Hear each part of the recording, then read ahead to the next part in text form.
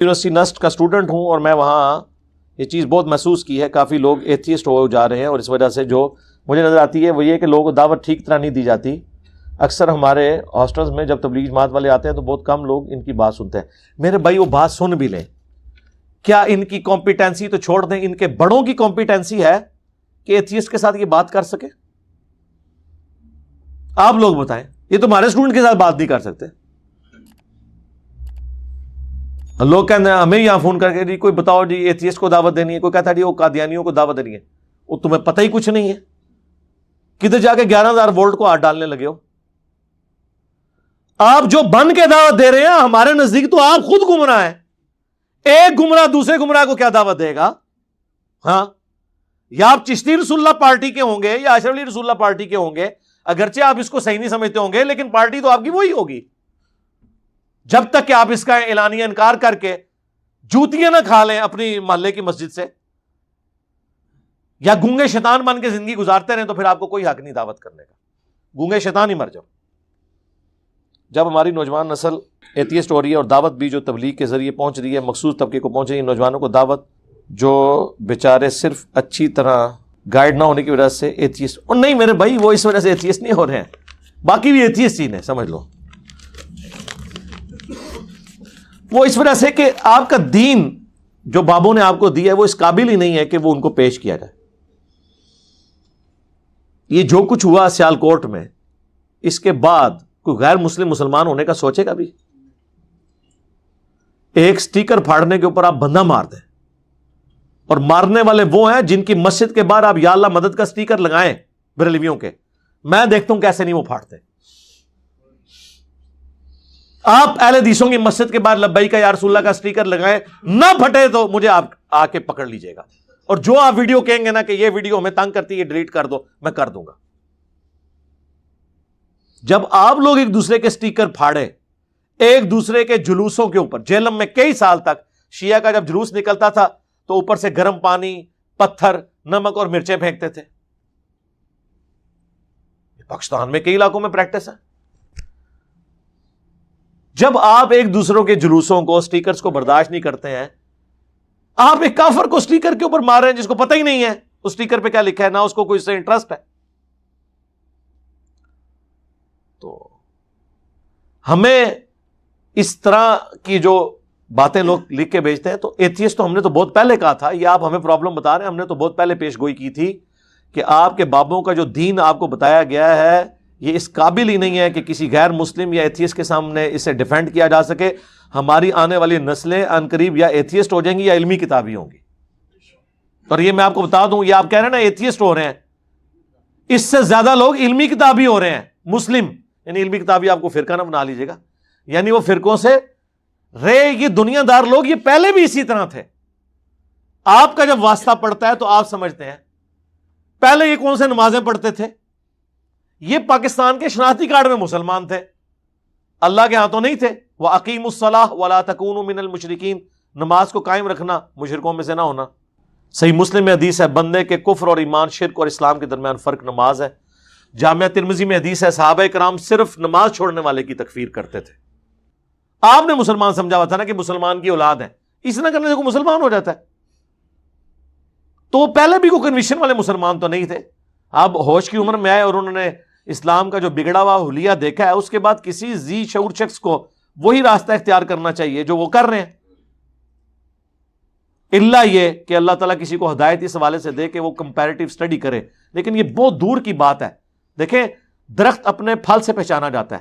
اب کب تک لوگوں کو یہ کہانی کرائیں گے کہ اسلام سب سے بہترین دین ہے لیکن مسلمان سب سے برے ہیں, ہمارا دین بہت اچھا ہے. وہ کہیں گے یار اس دین کو چاٹنا ہے جس کی آؤٹ پٹ آپ جیسے یہ گلے سلے پھل ہیں. کافروں دعوت دینی ہے, کافروں دعوت دے کے انہوں نے امن بھی برباد کرنا جے, سکون نال رہ رہے جے, انہوں تو دنیا سکون نال رہن دیو. آپ ان کو یہ کہیں گے جی ہاں جی اسلام قبول کرو تو پھر تواڈے تے ٹوکے چلاواں گے سی, وہ کہنے کہ بھائی ایتھے ہی رہن دو, سانو عدل و انصاف ہے وہاں پر, امن ہے وہاں پر, انسانی جان کی قدر ہے, جانوروں کی قدر ہے, یہاں انسانوں کی بھی قدر نہیں ہے. تو آپ یہ باتیں کیوں کرتے ہیں؟ مجھے تو کوئی یقین کریں اس چیز سے غرض نہیں ہوتا. یہ جو پریزنٹ سسٹم ہے نا، یہ پاکستان ایک سیکولر ملک ڈکلیئر ہو جائے نا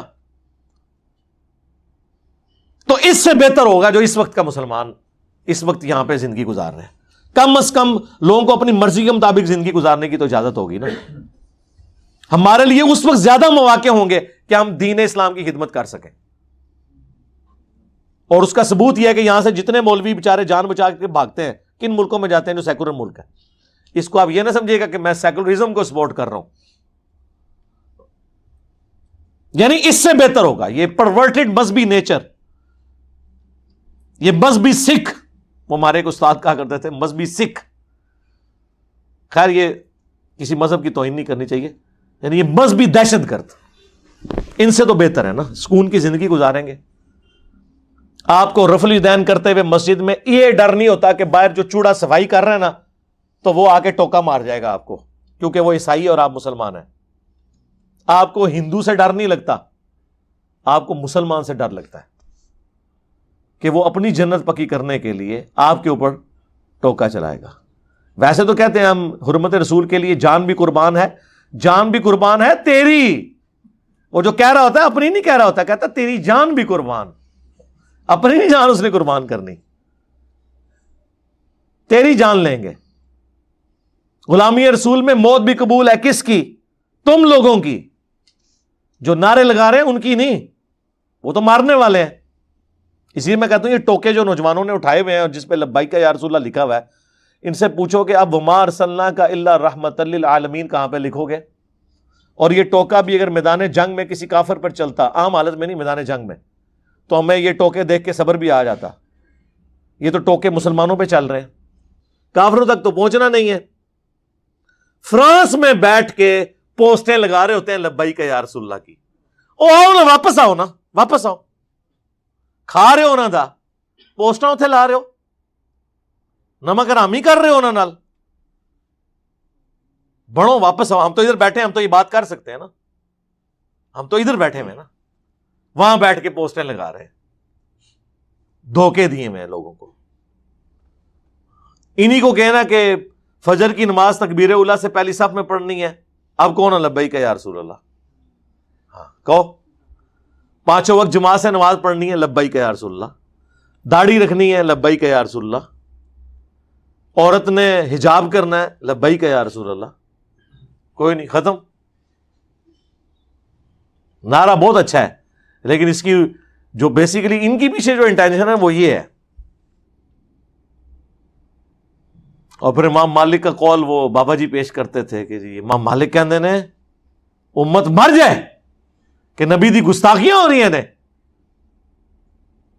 اور امت سلامت ہے، بدلہ نہیں لے رہی. تو میں نے عرض کیا تھا بابا جی امت بعد وچ مرے، پہلے وہ بابے کیوں نہیں مر جاندے جنہاں دی ڈیوٹیاں نے؟ غوث، کتب، ابدال، جو ہر علاقے میں جن کی ڈیوٹی ہے، جہاں یوٹیوب کی ہارڈ ڈسک جو ہیں وہ ہزاروں ایکڑز کے اوپر انہیں جگہ لے کے سٹور کی ہوئی ہیں، جہاں پہ گستاخانہ ویڈیو سیو ہوئی ہوئی ہیں، اس علاقے چ کہڑے بابے ڈیوٹی ہے وہ منو واٹس ایپ نمبر دیو ایک بار. میرے بڑے اسٹوڈنٹ نے امریکہ پہلے تو بابا جڑا ہے نا وہی خبر لئیے کہ بھائی تو کیڑی ڈیوٹی کر رہے تینوں تو میں پہلے لواواں نا. کیوں؟ بابے نے نہیں نبی کا کلمہ پڑھا با. پہلے تو صاحب اختیار کو پوچھا جائے گا نا. حکمران کی پرسش پہلے ہوگی، عوام کی بعد میں. تو بابوں کی ڈیوٹیاں ہیں، دنیا کا نظام چلا رہے ہیں تو ڈیوٹی نہیں پوری کر رہے تو یہ کیوں نہیں مر جاتے؟ میں اپنی بات کرتا ہوں کہ اگر میرے پاس اس طرح کی بزرگی ہے کہ میں نگاہ مار کے یہ کر دوں وہ کر دوں تو میری بزرگی پہ لعنت ہو اگر میں نگاہ مار کے یوٹیوب سے نبی الاسلام کے بارے میں گستاخانہ ویڈیوز ڈیلیٹ نہ کروا سکوں. اب یہ اتنا بڑا چھکا ہے کہ ان کو ہوش نہیں آتی، یہ باؤنڈری سے باہر جاتا ہے چھکا میرا. پکی کہہ لیں، اینٹی وینم کہہ لیں، الزامی جواب. او نہیں جی حکم ربی ہے. اچھا جی حکم ربی ہے کہ حضور دی گستاخیاں کرو اور کرواؤ. اِنَّا كَفَيْنَاكَ الْمُسْتَهْزِئِينَ، اے نبی ہم آپ کا مذاق اڑانے والوں کے خلاف ہم ہی کافی ہوں گے آپ کو. سورۃ الحجر کی آیت ہے. جتنا پروپیگنڈا کر رہے ہیں اتنا نبی الاسلام کا نام بلند ہو رہا ہے. وَرَفَعْنَا لَكَ ذِكْرَكَ. اللہ نے ڈیوٹی امت کی لگائی ہوئی تھی. کعبے پر چڑھائی ہوگی تو ابراہ کا لشکر ایک ہی دفعہ تباہ ہوا ہے، اس کے بعد یزید نے چڑھائی کی، حجاج ابن یوسف نے کی، خانہ کعبہ کا غلاف جل گیا، خانہ کعبہ کی دیوار ڈیمیج ہوئی، اللہ نے کوئی حفاظت نہیں کی ہے، کیونکہ امت کا کام ہے۔ امت نے کام جڑا حوالے کیتے ہے، وہ کہہ رہے جناب حکم ربی ہے، ٹھیک ہے، پھر حکم ربی ہے تو مسجد نبوی اور بیت اللہ کے جو امام مقرر ہوئے ہیں اللہ کی طرف سے، حکم ربی ہے، پڑھو پیچھے نمازاں انہوں نے، کیوں نہیں پڑھ دے؟ حکم ربی کیوں نہیں مانتے؟ وہاں جا کے بھی نہیں نماز پڑھتے، مسلمان ہی نہیں مانتے ان کو، تو نماز کہاں سے ان کے پیچھے پڑھنی؟ آپ کیا سمجھتے ہیں یہ تصویریں جب باہر کے ملکوں میں جاتی ہیں تو اسلام کا بڑا اچھا امیج جاتا ہے؟ تو اب جو کچھ باہر کے لوگ سوچتے تھے نا اسلام کے بارے میں، آج کی یونیورسٹیز اور کالجز کے اسٹوڈنٹ اس سے زیادہ برا سوچ رہے ہیں۔ اتنا نہیں سرکار، کیونکہ باہر والوں نے صرف سنا ہوا ہے، ان کو تو یہ بھی ہو سکتا ہے یہ پروپیگنڈا ہی ہو یا اتنا نہ ہو، لیکن ہم نے تو اپنی آنکھوں سے دیکھا ہے، یہ باہر والوں کو تو پتہ ہی نہیں ہے کتنے حالات یہاں پہ خراب ہیں، ہم تو ڈائریکٹ بھگت رہے ہیں، نہیں بھگت رہے، مسلمانوں سے ہی خطرہ ہے نا۔ تو یہ ڈیجیٹل میڈیا بہت بڑا سورس ہے، میں کہتا ہوں دعوت ایک ایک کر کے دیکھیں، اللہ ہمارے راستے صاف کرتا جا رہا ہے، ایک ایک کر کے سارے فرقوں کی نمائندہ تنظیمیں کس طرح مکھن میں سے بال کی طرح نکلتی جا رہی ہیں، ان قریب یہ کلعدم بھی ہو جائیں گی، انڈکلیئرڈ کلعدم تو ہو چکی ہیں۔ اب مجھے بتائیں دعوت کا سورس کیا ہے؟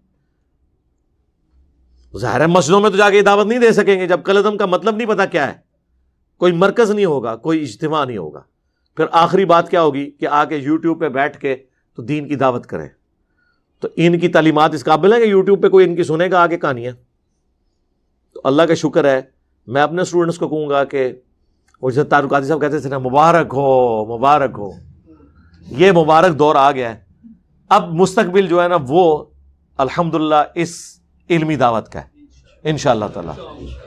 اب کسی کو اگر دکھ تھا نا ہمارے پاس مسجدیں نہیں ہیں، مدرسے نہیں ہیں، تو ہم پہلے ہی کہتے تھے کوئی ضرورت نہیں ہے، اب تو آپ کو یقین آ جانا چاہیے کہ جن کے ہزاروں لاکھوں علماء اور مدرسے ہیں اب ان کے کسی کام کے نہیں ہیں۔ جب ان کی تنظیمیں بین ہو جائیں گی تو اینڈ رزلٹ کیا ہوگا؟ وہ بات کہاں سے پہنچائیں گے؟ غاروں میں بیٹھیں گے جا کے، جنگلوں میں؟ نہیں۔ جس طرح آج کا نوجوان وائی فائی کے بغیر نہیں بیٹھتا، یہ لوگ بھی نہیں بیٹھ سکتے، یہ کدھر جنگلوں میں بیٹھ سکتے ہیں؟ آپ کو تو کہتے ہیں اللہ کے نبی چٹائی پہ بیٹھتے تھے، خود چٹائی کا کبھی منہ بھی نہیں دیکھا ہوا، یہ لوگ نہیں بیٹھ سکتے۔ تو آئیں گے یوٹیوب پہ تو کچھ جو تھوڑی بہت عزت بھی ہے نا وہ گنوا دیں گے۔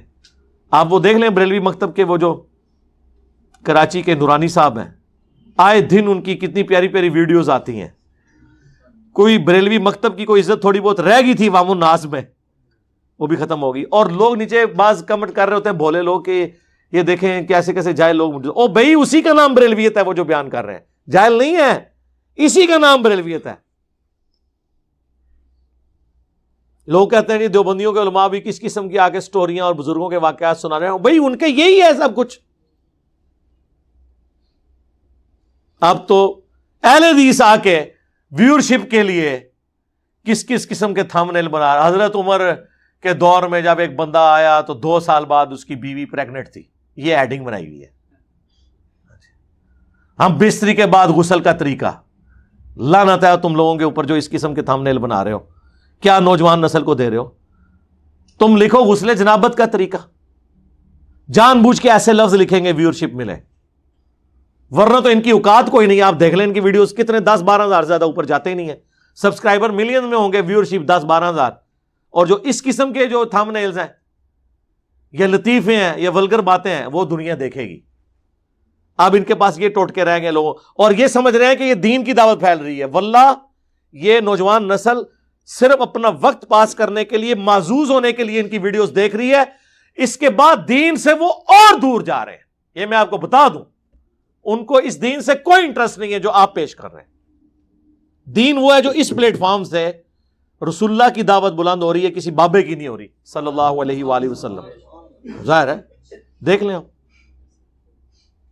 لیکن یہ دکھ کی بات ہے کہ 10 نان کی دکانیں پھرے نا تو آپ کو ایک اچھا نان بیچنے والا مل جاتا ہے، 5 کپڑے کی دکانوں پہ جائیں تو ایک دکاندار اچھا مل جاتا ہے جو کپڑا دے، لیکن 10,000 مدرسے بھی پھیریں تو آپ کو ایک عالم نہیں ملتا جو آپ کو دین سکھائے۔ عالم آپ کو مولانا مودودی جیسا بندہ سکھا رہا ہوگا، ڈاکٹر اسرار جیسا بندہ سکھا رہا ہوگا، ڈاکٹر ذاکر نائک جیسا بندہ سکھا رہا ہوگا، جس کا مدرسوں سے لینا دینا ہی کوئی نہیں ہوگا۔ تو اللہ نے ہاتھ اٹھا لیا ان سے، یہ میں آپ کو بتاؤں۔ میرے ایک بڑے قریبی دوست، ان سے میں نے کہا یار یہ کیا وجہ ہے کہ نان اچھے تو نان والی دکان سے ملتے ہیں، یہ کبھی نہیں ہوا کہ کوئی کہ فلاں کپڑے والا وہ بڑے اچھے نان لگاتا ہے، ایسے ہوا ہے کبھی؟ لیکن دین کا کیا مسئلہ ہے کہ دین نہیں ملتا، دین ملتا ہے ان لوگوں سے جو اس سسٹم سے باہر ہیں۔ تو اس نے بڑی پیاری بات کی، اس نے کہا علی بھائی آپ نے قرآن نہیں پڑھا کہ جب بھی کوئی نبی دعوت پیش کرتے تھے تو ایک بات کہتے تھے کہ ہم اس دعوت کے عوض تم سے کوئی اجر ڈیمانڈ نہیں کرتے، دنیا کی کوئی منفعت ڈیمانڈ نہیں کرتے، ہمارا اجر ہمارے اللہ کے پاس پکا ہے۔ یہ ہے نا قرآن میں جگہ جگہ ہر نبی کے بارے میں اللہ جل اللہ نے جتنے بار انبیاء کا ذکر ہوا ہر نبی کے ساتھ آیا ہم تم سے اس کے عوض کچھ نہیں مانگتے، ہمارا اجر ہمارے اللہ کے حضور پکا ہے۔ تو کہتے ہیں یہ مدرسوں میں جو لوگ بیٹھے ہوئے ہیں یہ تو اجر آپ سے ہی مانگ رہے ہیں دنیا میں، اور چندہ اگر سبسسٹنس لیول پہ اکٹھا کرتے نا گزر بسر کے لیے، بیت المال میں جس طرح خلفائے راشدین کا وظیفہ بھی جاتا تھا تو ہم کوئی اعتراض نہ کرتے۔ یہ تو اپنے گاڑیاں اور بنگلے اور جدادیں بناتے ہیں۔ تو اب چونکہ انہوں نے کام تو نبیوں والا پکڑا ہوا ہے اپنے زوم میں، لیکن کرتوت ان کے نبیوں کے مخالفین والے ہیں، اللہ نے اپنا ہاتھ ان سے اٹھا لیا۔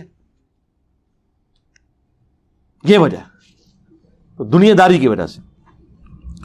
اللہم انی اسألک بانک انت اللہ لا الہ الا انت الاحد الصمد الذی لم یلد ولم یولد ولم یکن لہ کفوا احد وإلہکم الہ واحد لا الہ الا هو الرحمن الرحیم الف لام میم اللہ لا الہ الا هو الحی القیوم اللہم صلی علی محمد وعلی آل محمد واصحاب محمد اللہم اغفر لحینا ومیتنا وشاہدنا وغائبنا وصغیرنا وکبیرنا وذکرنا وانثانا اللہم من احییتہ منا فاحیہ علی الاسلام ومن توفیتہ منا فتوفہ علی الایمان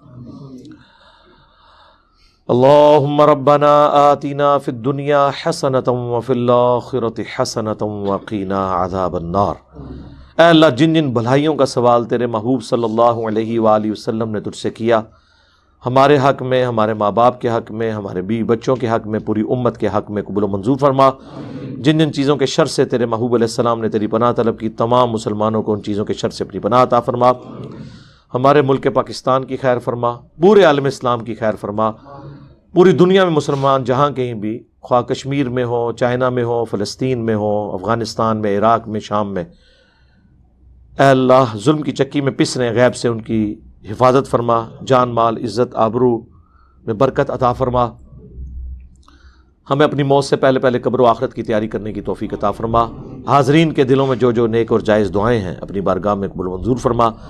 حاضرین کے جو چھوٹے بڑے رشتہ دار فوت ہو چکے، اے اللہ تمام کی مغفرت فرما۔ حاضرین میں سے جو بیمار ہیں یا ان کے گھر والوں میں کوئی بیمار ہیں، اے اللہ تمام کو شفائے کلی عطا فرما۔ پوری دنیا کے مسلمانوں کی تمام دینی دنیاوی جسمانی روحانی ظاہری باطنی پریشانیاں، تکلیف مصیبتیں دکھ بیماریاں دشواریاں دور فرما۔ سبحان ربک رب العزت عما یصفون وسلام علی المرسلین والحمد للہ رب العالمین، آمین۔